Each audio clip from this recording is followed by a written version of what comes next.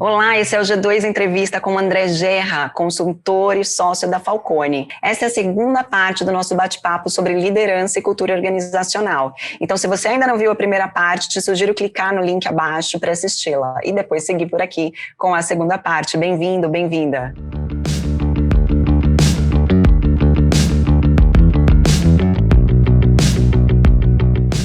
Não, vou te colocar uma situação e que eu acho que já deve estar acontecendo, mas que a gente não está falando sobre. Então, eu não sei, talvez eu seja uma das primeiras a falar e vou compartilhar com você. A minha empresa não é uma empresa grande, mas eu acho que a gente vai passar agora por uma nova situação completamente indesejável, mas que deve acontecer, que é o luto dos seus colaboradores. Então, infelizmente, o que a gente está vendo na TV, que muita gente ainda desconfia se é verdade, se não é, está acontecendo mais perto de nós. Então, eu acredito nesses números horrorosos que a gente está vendo diariamente, infelizmente, porque isso se aproximou da gente.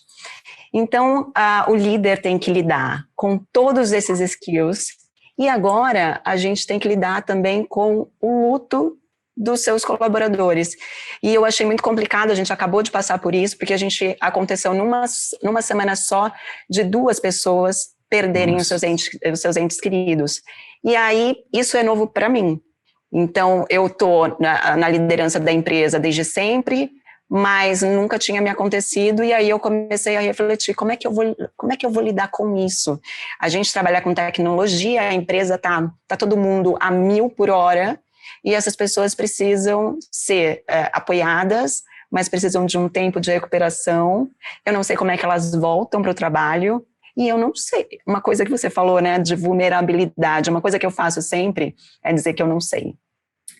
Isso eu não sei, porque eu nunca passei. Então, para mim, é a primeira vez que eu tenho que acolher e apoiar colaboradores em luto, e eu não sei mais quantas vezes eu vou passar por isso, e eu tô louca para aprender rápido, porque eu quero fazer isso bem, é a única coisa que eu posso fazer nesse momento, né, com quem tá próximo de mim. E aí, Gerra, vou emendar aqui com uma pergunta, mas é isso, liderar todo mundo quer, mas nem todo mundo pode, nem todo mundo sabe, porque tem essas nuances tão delicadas, porque justamente se trata em lidar com pessoas, e pessoas são assim, passam por esse tipo de situação, e você tem que ir aprendendo a lidar com tudo isso, né? E aí eu queria saber de você, qual que é a sua opinião, o que de repente você está vendo aí, alguma iniciativa bacana, né? Como é que eu motivo o meu funcionário nesse modelo remoto? E como é que eu recebo os novos funcionários? A gente está aqui pensando, né, cada vez mais em logística, de como é que a gente faz chegar um kit welcome para o meu novo funcionário, e a logística está cada vez mais complicada, porque a gente tem consultores no Brasil todo agora, né? A gente está até recebendo gente da América Latina, então a gente está expandindo dessa forma, e está complicado de fazer a logística das coisas funcionarem, né? E aí a gente vê uma competição de quem entrega o kit de welcome mais bonito, mais caro. Eu tô começando a ficar nervosa com isso já, porque eu vou ter que fazer uma poupança aqui na empresa para bancar o kit mais bonito. Mentira, brincadeira, não vou fazer isso. Eu acho que a coisa tem que ter mais sentido, e eu tô na dúvida se eu tô fazendo isso certo. Quero ouvir de você, como é que eu recebo meus novos funcionários nesse momento que a gente está trabalhando remoto, e como é que eu motivo todos eles? Essa questão do luto, né? Assim, fiquei muito feliz em te ouvir falar, né? Eu não sei, né? É novo. Isso é sabedoria, isso tem a vulnerabilidade, e nenhum líder deve ter vergonha, pelo contrário, né? Deve falar eu não sei, né? E deve perguntar, falar o que você acha, né?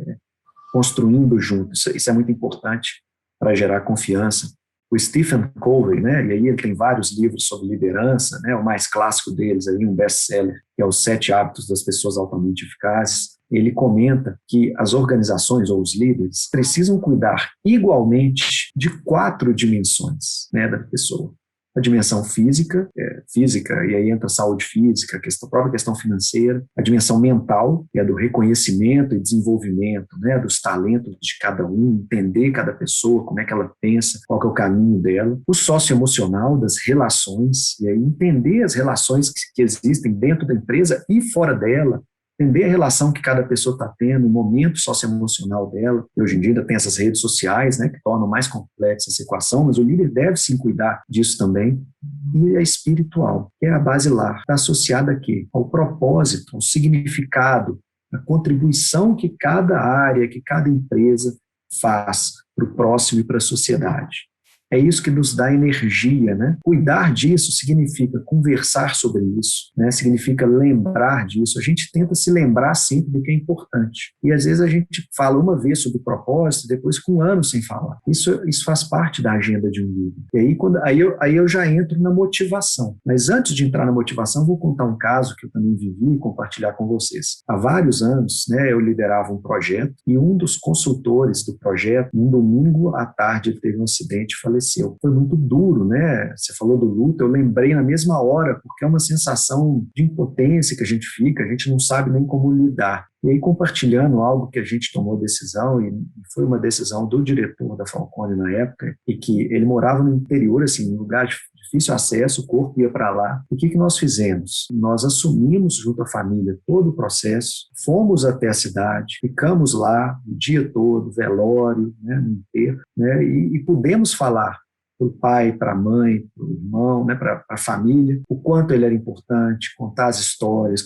Eu senti que só de estar ali dizendo, olha, ele era importante, né, a gente se importa com isso, faz uma diferença, né? E para isso, todos nós abrimos mão, né, de uma série de agendas de trabalho. E a gente mostrou ali para nós mesmos, para aquela família e para todo mundo, mostrou ali o que era importante, que era a vida daquela pessoa, né, que era a vida daquela família. E que a Falcone, quando contrata, não contrata somente aquela pessoa, por trás tem uma família, por trás tem uma história, e que deve ser sagrada para a gente também. Foi uma vivência que a gente teve bem interessante nesse tempo. E agora eu vou caminhar para a sua pergunta, que foi uma pergunta um pouco mais direta. Como motivar? A gente falou um pouco já da confiança, né, a gente falou das conversas, a gente falou de propósito. E aí eu vou evocar aqui outro livro, né, que eu deixo de sugestão também para todos. Motivação 3.0, do Daniel Pink. Esse livro, né, ele tem um vídeo na internet de forma resumida. O livro diz que a cenoura na frente e a cenoura atrás não são os melhores motivadores no longo prazo.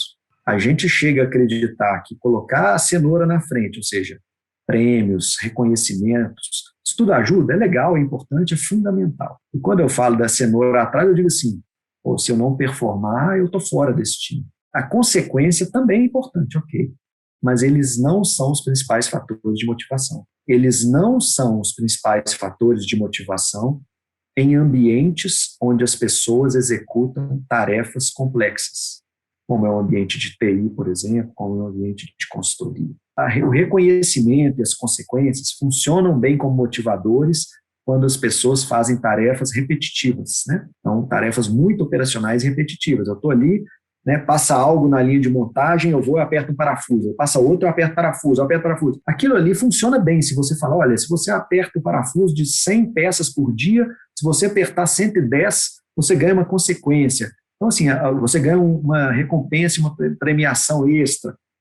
Funciona, mas pessoas que têm atividades de criação, de complexidade, que têm que resolver problemas complexos no dia a dia, com várias variáveis, isso não só não funciona, como muitas vezes atrapalha. E é uma reflexão, tá, gente? Eu não sou contra o sistema de recompensas de jeito nenhum, né? Acho ele importante. Não sou contra o sistema de consequências, e é importante, a vida é assim. Porque se a gente não tiver consequências, o mercado vai nos dar as consequências, né? Porque o mercado vai escolher sempre quem tem o melhor serviço ou produto, né? O melhor custo-benefício, o melhor produto, serviço, o melhor tratamento ao cliente. Então a gente precisa realmente se cobrar nisso, mas a gente precisa ir além quando a gente fala de liderança. E o livro mostra que em atividades mais complexas há 3 fatores que são primordiais para gerar engajamento e motivação. O primeiro deles é propósito. É trabalhar bem o propósito, o significado do trabalho, quem vai se beneficiar com o meu trabalho, entender as pessoas, e aí vou contar um case de um professor de Chicago,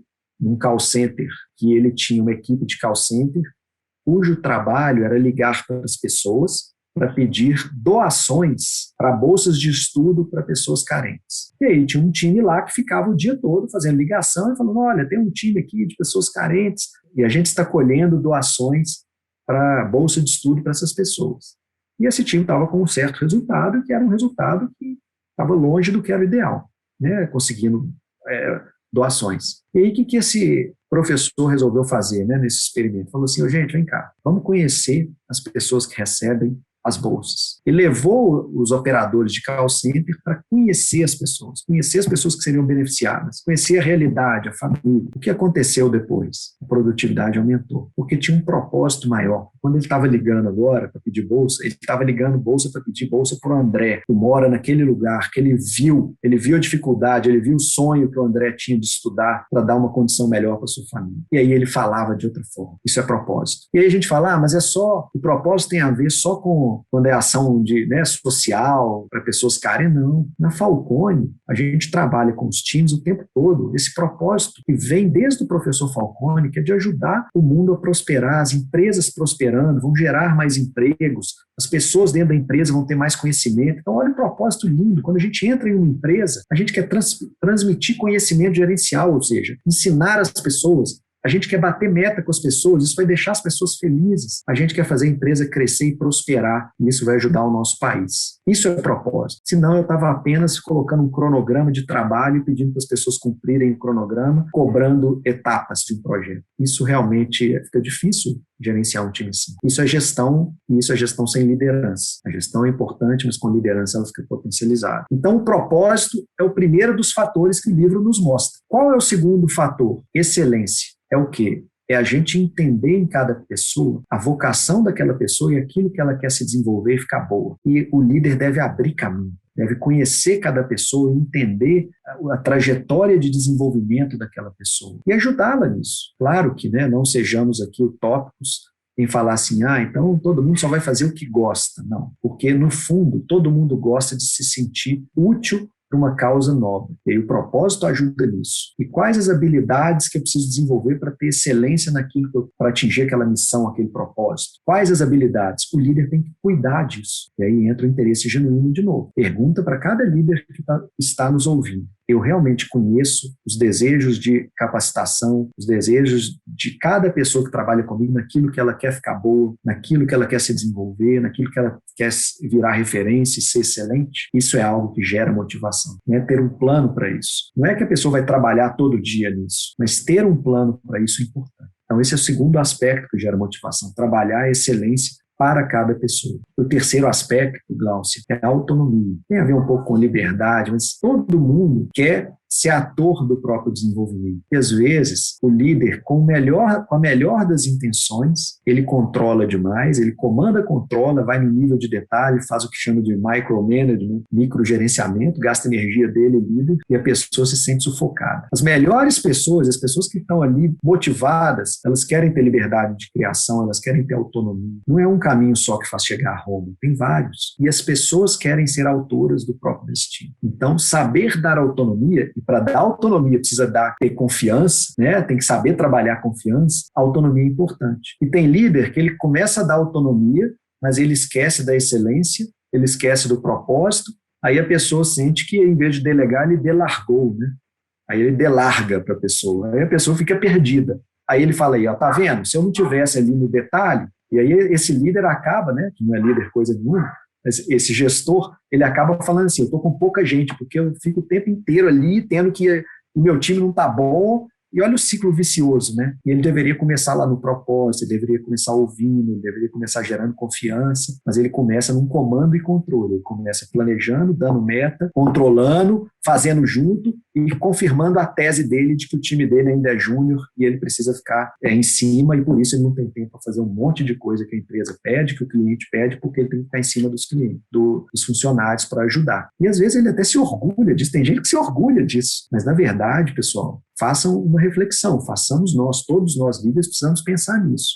Se realmente o propósito, a excelência, o domínio e a autonomia não estiverem acontecendo, a motivação não vai estar como deveria, o resultado não vai estar como deveria. E provavelmente quem se sobrecarrega muito com isso é o gestor, porque ele vira um gestor sobrecarregado, que tem que fazer microgerenciamento, e ele deixa um time desmotivado, né? Então, olha como é que a gente precisa trabalhar nos pontos certos, né? E às vezes a gente acaba indo para os pontos errados, a gente dá um remédio não para a causa, né? A gente fica dando remédio para o efeito. Nossa, quanta informação útil e relevante que você está dando aqui para a gente, Gerra. Porque quantas vezes eu já não ouvi falta funcionário, meu time precisa de mais gente. E realmente, agora, nesse momento da empresa, eu também tive que abrir mão e a gente tem agora mais líderes e tive que trabalhar a confiança em mim mesma. Não, agora eu tenho que deixar esse pessoal liderar. Mas acho que a gente acaba falhando, o gestor acaba falhando em muitos pontos. E também é um caminho para percorrer, né? Porque você precisa, isso que você disse, né? Escutar as pessoas, saber onde elas querem se desenvolver, apoiá-las nesse desenvolvimento.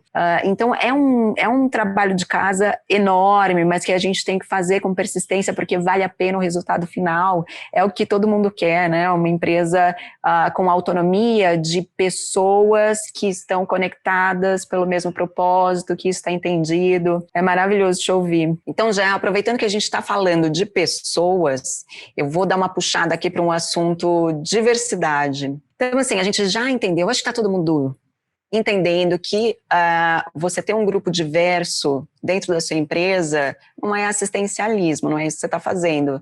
Tem ali um propósito também de aumentar a receita da empresa, não sejamos hipócritas aqui, porque tem vários estudos que comprovam isso. O que você está fazendo é entender um público maior, super bacana, né? Demorou para a gente entender isso, talvez algumas pessoas ainda não tenham entendido, mas é essa a intenção. Agora, falando da pequena e média, que é o nosso público aqui, da G2, como é que a gente trilha esse caminho, né? Como é que eu adoto essa iniciativa? Queria ouvir umas dicas de você.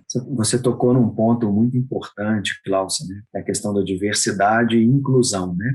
A gente fala que quando a gente fala só de diversidade, não adianta muito, né? Tá pela metade, tem que incluir, né? A Raquel, que é uma das nossas expoentes nesse tema dentro da Falcone, dentro do nosso movimento, ela fala que diversidade é você convidar para a festa e inclusão é você chamar para dançar, né? Então, a gente vê erroneamente muita empresa, assim, eu tenho um programa de diversidade, aí ela contrata pessoas diversas e deixa encostada lá, assim, né? Quase que por marketing. Então, um primeiro ponto sobre diversidade é que, assim como dentro da liderança, tem que ser genuíno, tem que ser algo trabalhado internamente e realmente nós temos um movimento na Falcone que está cada vez aí, graças a Deus, mais forte, diversidade e inclusão, temos 5 subgrupos lá, eu sou sponsor de um deles, né, ajudei a fundar, que chama-se Talento Sem Fronteira. Realmente, para nós conseguirmos na Falcone recrutar pessoas com talentos diferentes. E por que isso? Não é porque a gente é legal, não, gente. É porque é uma questão importante. Primeiro, a gente teve que se convencer de que isso é importante para os nossos resultados, para os nossos clientes, porque tem cliente que já está exigindo diversidade no time, inclusive, para contratar consultoria, para os resultados, porque os problemas, né, do mundo estão cada vez mais complexos. A Flávia, no webinar passado, comentou sobre o mundo VUCA, né, volátil, incerto, complexo e ambíguo. Chega a ser lógico que a gente tem que ter um time no mundo volátil, incerto, complexo e ambíguo, um time diverso, porque as soluções vão ser cada vez mais diversas. Então, a gente precisa ter diversidade. O mercado, os clientes e a realidade estão nos demandando isso. Então, já tem gente que está falando que o mundo nem é VUCA mais, é BANI. É Brittle, Anxious, Non-Linear e Incomprehensible. Ou seja, ele é frágil, ele é ansioso, ele não é linear e ele é incompreensível. Incompreensível, né? Então, olha só, gente, o VUCA já está quase virando passado. E o mundo é assim hoje. No mundo frágil, ansioso, não linear, incompreensível, eu quero ter riqueza, diversidade aqui. Diversidade é riqueza para o mundo. No fundo, pessoal, toda empresa existe para o mercado. E se o mercado está ficando incompreensível, diverso, né, não linear, eu preciso ter pessoas assim em casa para eu poder atender o mercado da melhor forma possível. Eu preciso ter pessoas assim, preciso incluí-las dentro da solução de problemas. Incluir é importante. E esse trabalho de inclusão é fundamental. E aí você perguntou, como começar isso, né? Não importa a empresa. Olha, o primeiro passo é conversar honestamente sobre isso. Todos nós, e eu falo todos porque são todos, mas principalmente, quanto mais aí, sem preconceito, né? Eu já passei dos 40, eu sei que você não, Glaucia, mas eu já passei dos 40, eu tenho uma série de vieses inconscientes, né, que a gente guarda. São preconceitos que a gente foi formando e a gente precisa lutar contra eles. Então não adianta a gente querer comunicar para o mercado que nós somos diversos, inclusivos, se a gente de fato não está trabalhando isso internamente. Então, antes de começar qualquer programa para fora, é importante uma conversa franca para dentro. E franca, a gente vai descobrir coisas que a gente não queria. Então, eu sugiro, e nós fizemos isso na Falcone, uma ampla e profunda pesquisa interna para entender como nós estamos em relação a isso. Conversar com as pessoas, com os clientes, sobre temas relacionados à diversidade e inclusão, fazer uma pesquisa profunda, nós fizemos isso. E, geralmente, os achados são dolorosos, mas eles são o primeiro passo para a gente realmente mudar a nossa cabeça, começar a mudar, porque é uma trajetória longa, e aí sim a gente vai poder começar a ir para o mercado e comunicar que a gente está nessa trajetória. Porque eu acho presunção a alguma empresa dizer que é diversa, inclusive. Porque todos nós estamos numa caminhada para isso. E é uma caminhada longa, e que é uma caminhada muitas vezes dolorida, mas é uma caminhada riquíssima, que gera não só resultado para a empresa, mas gera também riqueza para a sociedade, em que todos se sentem amados. Porque no fim das contas, né, a gente está falando de liderança, de cultura, as pessoas, muito mais do que dinheiro, muito mais do que coisa material, e aí eu vou chegar no brinde que você falou, no kit de recebimento, né, não lembro como é que você chamou, nesse kit, ele é importante, mas ele é simplesmente a materialização de algo que está no coração. E o que a pessoa sente é o que está no coração. Então, se ela receber o kit de ouro, mas no dia seguinte ela receber que ela perceber que ela não é bem-vinda realmente no coração, aquele kit não vai ter valor algum. Pelo contrário, ele pode até depor conta. Então, eu já vi práticas onde não havia kit nenhum, mas eu não sou contra o kit, tá? Acho legal demais o kit. Inclusive, por exemplo, eu recebi esse ano aqui da Falcone, né? Aqui. E eu adoro o uso, me lembra, é muito legal, eu adoro receber kits, que todo mundo gosta. Mas tem algo que às vezes faz mais sentido, né? Então, vou pegar aqui algo que a gente fez uma vez em uma empresa, em um cliente, para reconhecer as pessoas. 2 práticas que se mostraram mais eficientes do que ganhar um kit, por exemplo. Uma delas a gente estava fazendo um trabalho, o time bateu um resultado, e na hora de reconhecer, a gente simplesmente pegou um sábado de manhã, o diretor da empresa fez um evento com a família das pessoas daquele grupo, a família estava na plateia, e o diretor explicou para a família daquele grupo a importância do trabalho daquelas pessoas para a empresa, para os clientes da empresa, e ver o filho, né, tinha esposa que ficou visivelmente emocionada, esposo, né, de uma mulher que estava no grupo também, emocionados em ver o quanto, né, o trabalho daquelas pessoas era importante. Então, assim, foi um momento maravilhoso, e de inclusão, incluiu a família ali.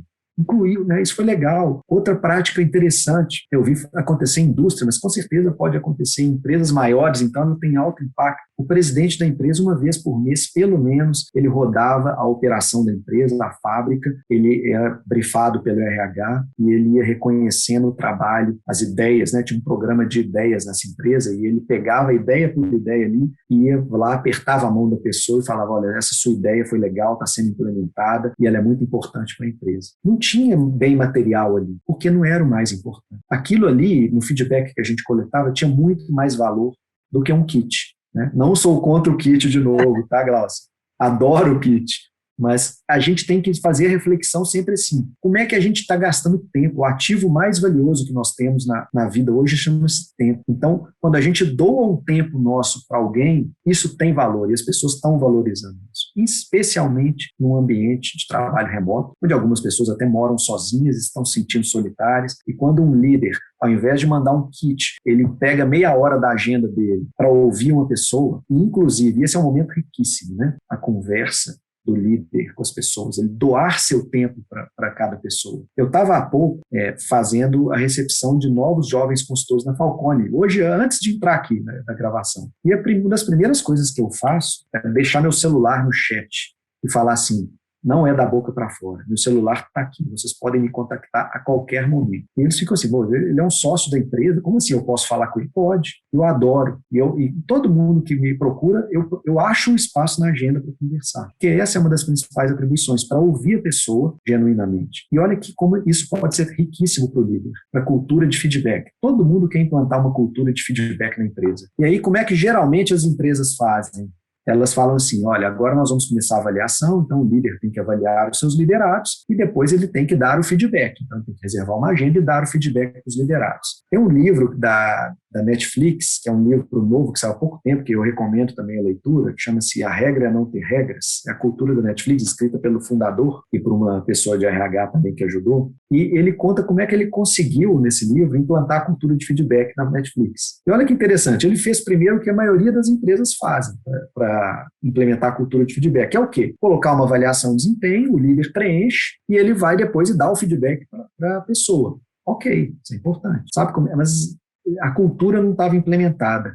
Sabe como é que eles conseguiram implementar de forma muito mais rápida e eficiente a cultura de feedback? Eles simplesmente, o dono da empresa começou a pedir feedback em todo momento nas reuniões. Então ele ia para uma reunião, no final da reunião ele falava assim, eu quero um feedback de vocês. E ele só ouvia. Ele não estava, olha que interessante, ele não estava dando o feedback para as pessoas, não, ele é o dono da empresa. Ele começou a pedir o feedback. E ele não dava não, ele pediu. E as pessoas começaram a dar feedback. E ele só agradecia, porque feedback a gente agradece, concorda? Não é para discutir. E ele incentivava as pessoas a falarem. Com o passar do tempo, o que aconteceu, Glaucio? Os líderes começaram a fazer a mesma coisa com suas equipes. E aí ele criou uma cultura onde as pessoas pedem e agradecem os feedbacks. E aí, com o tempo, o que aconteceu? Todo mundo começou a dar feedback, porque a pessoa pede, eu já vou dando. E a cultura de dar feedback se implementou de forma natural. Olha que legal, e olha como é que parte de liderança. E olha como é que isso é um ambiente saudável, onde você pode falar e ser ouvido. E começou do líder. Em vez dele dar feedback, ele começou a pedir feedback e agradecer pelo feedback. E a cultura foi. E isso tem a ver com diversidade e inclusão, porque a partir do momento que a gente tem um time diverso, a gente tem que estar preparado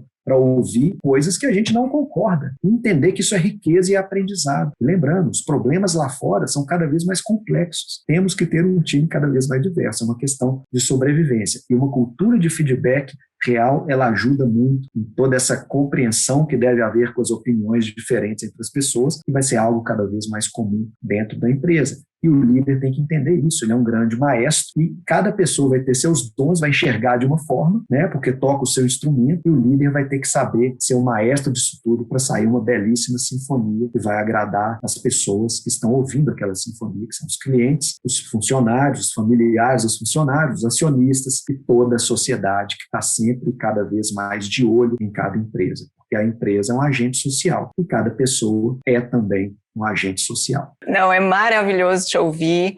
E assim, em resumo disso que você disse sobre o feedback, o líder, ele é o exemplo, ele tem uma missão bastante complexa, mas ele é sempre o exemplo e a gente tem que tomar cuidado com a autocomunicação. Então, como é que eu me comunico, como é que eu me comporto? É esse o resultado que eu vou ter no meu time, não é mesmo? André, papo bom, o tempo passa muito rápido, foi maravilhoso falar com você de um tema que você tem tanta autoridade, tanto conhecimento para compartilhar com a gente. Super obrigada pelo seu tempo, pelas informações que você trouxe aqui para o nosso programa, viu? Obrigado, Glaucio, foi uma honra. Conte sempre comigo. Quando publicar, pode deixar até meu celular lá, quem quiser eu estou à disposição, porque, olha, falar sobre esse tema que é tão importante, tão rico, né? E toda vez que eu converso sobre ele, como hoje, eu aprendo, né? E a gente vai aprendendo e o aprendizado nos faz melhores, né? Melhores para nós, melhores para a nossa empresa, melhores para as pessoas que convivem com a gente e, por conseguinte, melhores para o mundo. Né? Então, o objetivo aqui é esse. Parabéns pela iniciativa, por esse programa. É uma honra para mim, né, como sócio da Falcone, e é uma honra para mim, pessoalmente, ter a oportunidade de conversar com você. Parabéns por essa doação de tempo que vocês estão fazendo das pessoas para o mundo, compartilhando conhecimento. Obrigado. Terminamos aqui nossa entrevista com o André Gerra, da Falcone. Não se esqueça de seguir nosso canal, tem programa novo toda sexta-feira, e lembre-se de curtir, comentar e sugerir novos temas pra gente. Você pode nos ouvir também no Spotify, buscando por G2 Entrevista. Até o próximo programa.